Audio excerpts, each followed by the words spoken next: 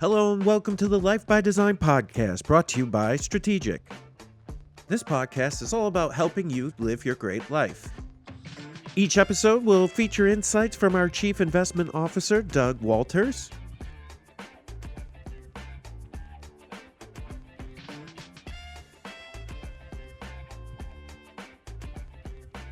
Hello and welcome back to the Life by Design podcast. I'm here again with Doug Walters. Hello, Doug.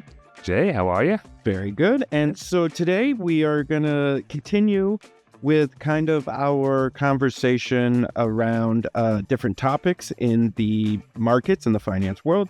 And we're going to start with our weekly recap, and then we're going to get into superstitions today. Right. Sounds great. Yeah, this is going to be great. Yeah. So Doug, just kind of some of the headlines from the week and what we're looking forward to. Right. As we previewed in Insights, our written insights, it's a pretty quiet week. We've got a few stragglers of earnings reports from companies, and I think all eyes were really on what they're saying about tariffs. And there it was a mixed bag. You had Walmart, unsurprisingly, saying that we should expect to see some price increases. Home Depot, maybe surprisingly, said don't expect any near-term price increases. So a little bit of a mixed bag on the tariff front, but I think there's more to come on that in the coming months. So we'll keep our eye on that.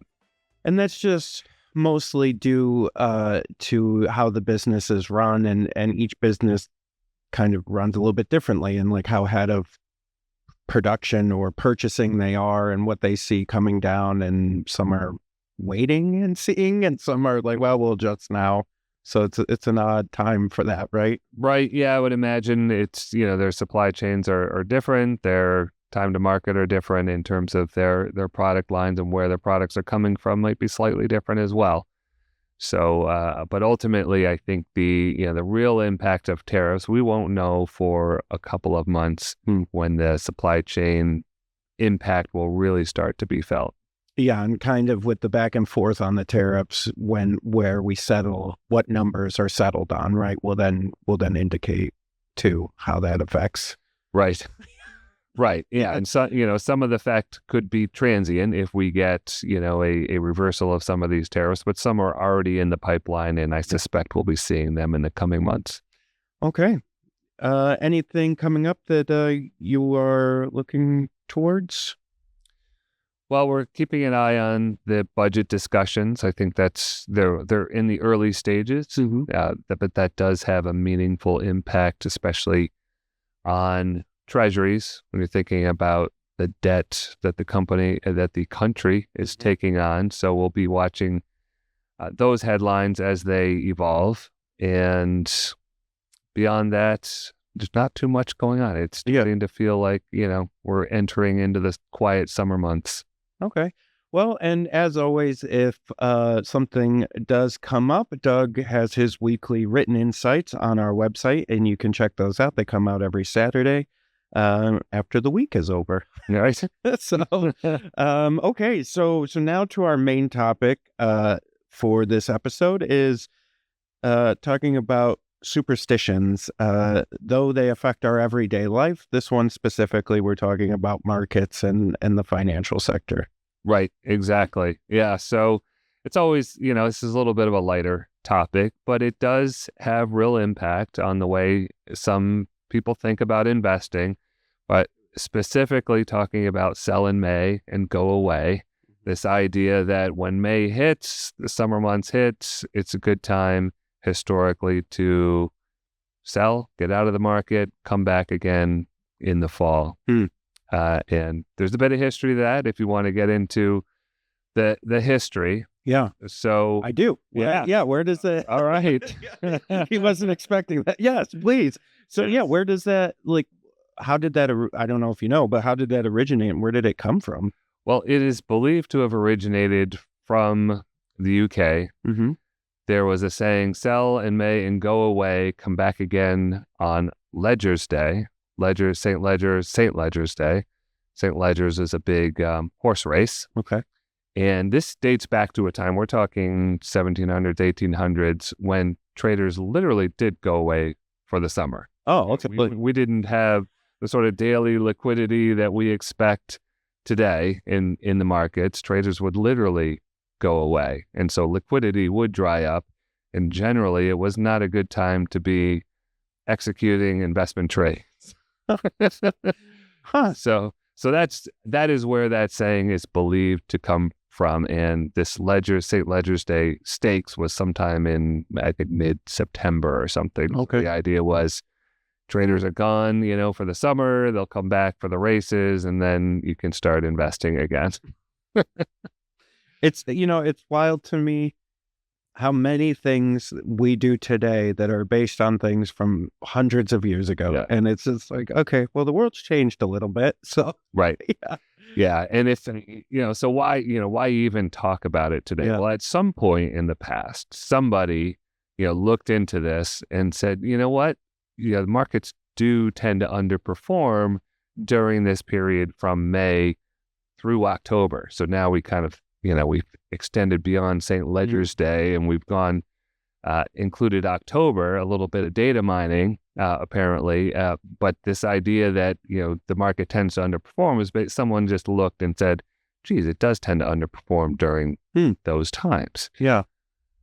Which is interesting, I think, and if anyone works in an office or at a company, May through September, October is when most people take their vacations, right? Or kids things going on. Or I wonder if there's something, that whole summer vacation thing, except for us, Right. Especially for us in the Northern Hemisphere, right?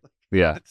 Yeah. I think, historically, and even, as we get closer in time, not the 1700s and 1800s, it probably was a period of less liquid markets during the summer, but that certainly isn't the case today. Yeah. And if you do look at the data, and a year ago we did take the time to look at this data, it really actually is driven by just a couple of time periods. So the .com crash, the bust there happened, like the worst of it did happen in that stretch. Okay. Yeah. And we had the financial crisis in 2008. The worst of that happened during that stretch. Right. If you take those data points out, then actually it isn't quite as significant.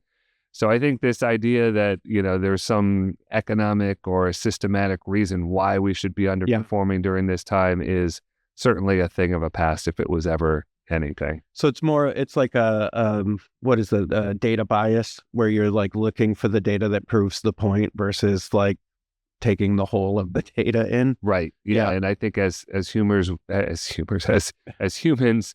we are pattern seekers, right? It is part of our DNA. It's what helped us be successful as a species, surviving, finding patterns in the world we live in, finding things that are repeatable.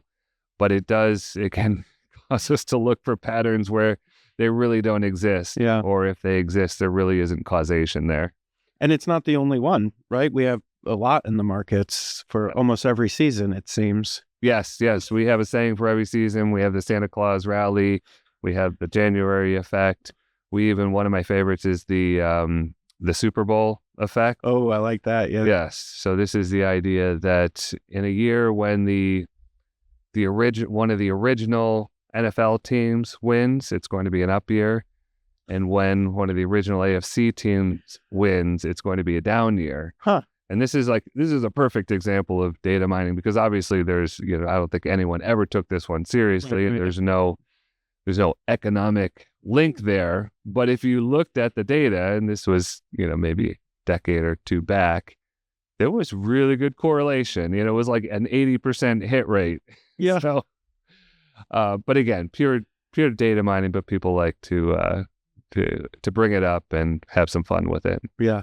And, I know we talk about this a lot, but in the insights this week, you did write, as evidence-based investors, we put our trust not in rhymes or rituals, but in data backed by research. Right. Exactly. And that, the research is really important, because data alone can easily be mined. You can look at historical data, look at any given time period and say, oh, there's a pattern here. This month or this week of the year is always the strongest week of the year. It's just pure data mining. You really want to do research, understand the economics behind the effect, make sure that it's a real effect and not just data mining. Yeah.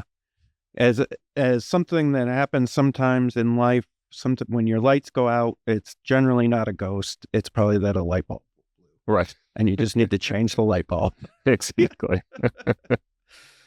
All right. Well, I really liked that. And so we're going to focus on science. We're going to focus on evidence, and that's how we're going to make our decisions. Yes. That is, we will stick to that.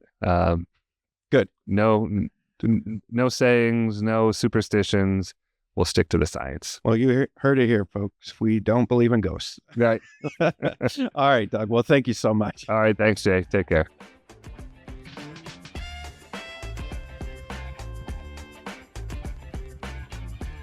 This podcast is for educational and informational purposes only. Please see the full disclosure in our show notes for more information.